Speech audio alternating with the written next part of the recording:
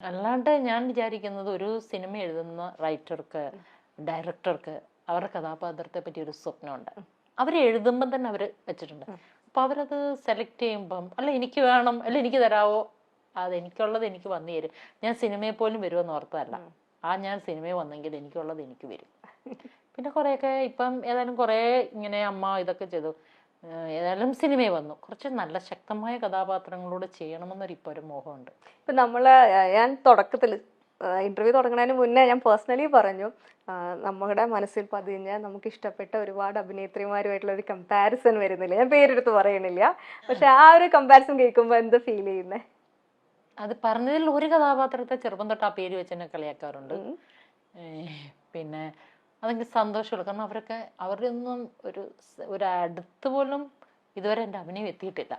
പക്ഷെ പറയുമ്പോൾ ഒരുപാട് സന്തോഷമുണ്ട്, അഭിമാനമുണ്ട്. ഈ സിനിമയിലേക്ക് വന്നതിന് ശേഷം നമ്മൾ കാണുന്ന സിനിമകൾ, അതിലൊരു വ്യത്യാസം വന്നു സിനിമ കാണുന്ന രീതിയിൽ? എത്രയും നാള് നമ്മൾ വെറും ഒരു പ്രേക്ഷക എന്നുള്ള രീതിയിൽ കണ്ടുകൊണ്ടിരുന്നു. എല്ലാവരും ചോദിക്കുന്നത് ഈ സിനിമയ്ക്ക് വേണ്ടി അങ്ങനെ പഠിച്ചു ഇങ്ങനെ പഠിച്ചു. ഇല്ല, എൻ്റെ കാഴ്ചപ്പാട് എന്താണോ അത് ഞാൻ ജനിച്ചപ്പോൾ തൊട്ട് എൻ്റെ കൂടെ ഉണ്ടാകുന്നതാണ്.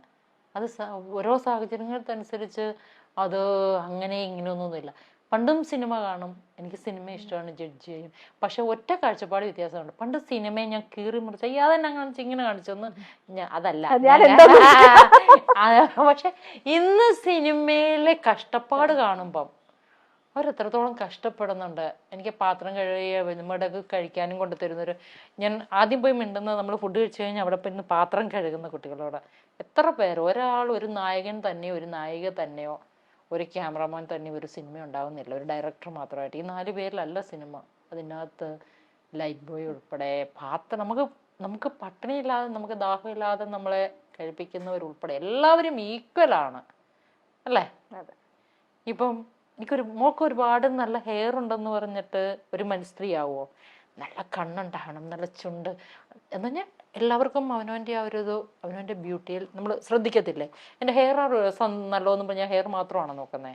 അല്ല എൻ്റെ ചുണ്ടാന്നുള്ളപ്പോൾ ചുണ്ട ലിഫ്റ്റ്, കണ്ണ് വളർത്തുമ്പോൾ കണ്ണിനെ ഉപേക്ഷിക്കുമോ?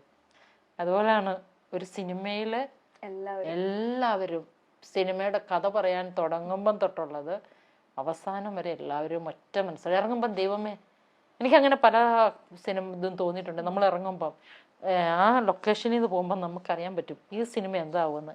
ആ വൈബിലുണ്ട് ഒരുപാട്. ചിലയിടത്ത് എനിക്ക് തോന്നിയിട്ടുണ്ട് അവർ സിനിമ ഒരെന്താ സംഭവമാണെന്ന് വെക്കുന്നതൊന്നും അല്ലാണ്ടായി പോകാറുണ്ട്.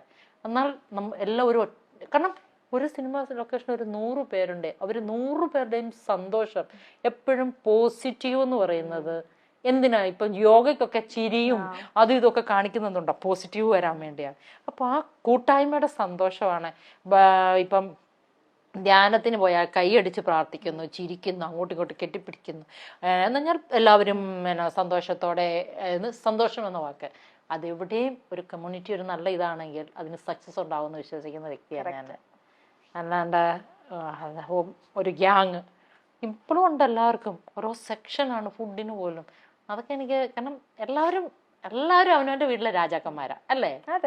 കഞ്ഞിയും പയറും വെക്കുന്നവനാണെ പോലും അവനെ സംബന്ധിച്ച് അവൻ കഞ്ഞി വെക്കുന്നത് അവന്റെ കഷ്ടപ്പാടിന്റെ, അവന്റെ വീട്ടിലെ രാജാവാണ്. ചിലപ്പം ഇങ്ങേപ്പുറത്തവൻ ഒരു കറി കൂടുതലുണ്ടാവും, അതിന്റെ മേളിൽ എന്തും ആയിക്കോട്ടെ. പക്ഷെ ഓരോ വ്യക്തിക്കും അവൻ്റെതായ ആ ഒരു അംഗീകാരം, അത് ചിലവരതല്ല കാറ്റഗറി തിരിച്ചു കൊടുക്കും. അത് എനിക്ക് അങ്ങോട്ട് ഉൾക്കൊള്ളാൻ പറ്റാത്തൊരു കാര്യം. സ്ത്രീകൾക്ക് പ്രത്യേകിച്ച് നമ്മൾ സിനിമാ മേഖല സിനിമ എന്ന് മാത്രം പറയുന്നില്ല, പക്ഷെ ഇത്തരത്തിലുള്ള മേഖലകളിൽ നമുക്ക് സ്ത്രീകൾ ഒരുപാട് പ്രശ്നങ്ങൾ നേരിടാറുണ്ട്. നമുക്ക് അവിടെ ചെല്ലുമ്പോൾ പ്രിവിലേജുകൾ കുറവാണ്, സ്ത്രീ എന്നുള്ള രീതിയിൽ മാറ്റി നിർത്തപ്പെടുന്ന കുറെ സിറ്റുവേഷൻസ്, അല്ലെങ്കിൽ നമുക്ക് കുറച്ച് എന്താ പറയാ കൺസിഡറേഷൻ കുറച്ച് തരിക, ഇല്ലാണ്ട് ഇഗ്നോർ ചെയ്യണമെന്ന് പറയണില്ല, അല്ല മൈൻഡ് ചെയ്യാൻ പോണ്ട. നമ്മുടെ രാജാവാന്ന് നമ്മുടെ മനസ്സിൽ നമ്മൾ 10 പ്രാവശ്യം പറഞ്ഞു കഴിഞ്ഞാൽ പിന്നെ വരുന്നവരൊക്കെ നമ്മുടെ പ്രജയാണ്. നമ്മളെ ഭരിക്കാൻ ആരും അനുവാദം കൊടുക്കാതിരുന്നാൽ മതി. നമ്മളാണ് നമുക്ക് വിലയിടേണ്ടത്. നമ്മളവിടെ താന്നു പോകുമ്പോഴാണ് ശരിയായിരിക്കാം. ഞാൻ കഴിഞ്ഞ ദിവസം ഈയിടെ എൻ്റെ ഓടിക്കാറയിൽ ഞാൻ ദാരിദ്ര്യം പിടിച്ച സ്ത്രീക്ക് ഓടിക്കാറോന്ന് ചോദിച്ചു. അവർ നോക്കുമ്പം ജീൻസും ടോപ്പും ഇട്ട് ഓടിക്കാർ ഓടിക്കുന്ന ഓരോ മനുഷ്യന്റെ കാഴ്ചപ്പാടാണ്. ഹൈ ഹീലിട്ട് മുടി കെട്ടി അല്ലെ കൂളിംഗ് ഗ്ലാസ് വെച്ച് ഓടിച്ചാലേ പണക്കാരിയാവൂ. ഞാൻ പണക്കാരിയല്ല, ഞാൻ സാധാരണക്കാരിയാണ്. ഞാൻ പറയുവാണ്, ഞാൻ പണക്കാരിയാന്ന് പറഞ്ഞാൽ ക്യാപ്ഷൻ കൊടുക്കരുത്. ഞങ്ങൾ അങ്ങനത്തെ ടൈപ്പ് അല്ല. ഇപ്പം 1000 രൂപയ്ക്കും ഡ്രസ്സ് കിട്ടും, 5000 രൂപയ്ക്കും ഡ്രസ്സ് കിട്ടും, 10000 രൂപയ്ക്കും ഡ്രസ്സ് കിട്ടും. ഇതിപ്പം ഞാൻ ഇന്ന് ഇവിടെ ഇട്ട സ്ഥിതിക്ക് ഇനി അടുത്ത ഇന്റർവ്യൂവിന് എനിക്ക് ഇടാൻ പറ്റൂല. വെറുതെ വേസ്റ്റാക്കുന്ന വെറുതെ ഡ്രസ്സിന് ഞാൻ അധികം പൈസ കളയാറില്ല, കുറഞ്ഞ ഡ്രസ്സുകൾ. പക്ഷെ ശരിയാണ്, പബ്ലിക്കിൽ ഇറങ്ങാൻ നല്ല ആവശ്യങ്ങൾക്ക് വാങ്ങാറുണ്ട് കേട്ടോ. നമ്മുടെ സമൂഹം ആ ആൾക്കാരെ ശരിക്കും വസ്ത്രം കൊണ്ടും അവരുടെ നടത്തം കൊണ്ടും ഒക്കെയാണ് കൂടുതൽ ആൾക്കാരെ വിലയിരുത്തുന്നത്. കുറച്ച് ജാടയിട്ട് വലിയൊരു ഇതൊക്കെ കൊണ്ട് നടന്ന് വലിയ ഹൈ ഹീൽ ചെരുപ്പ് കിട്ടും, അതിന് അവരോർക്കുന്ന റിച്ചാന്ന്.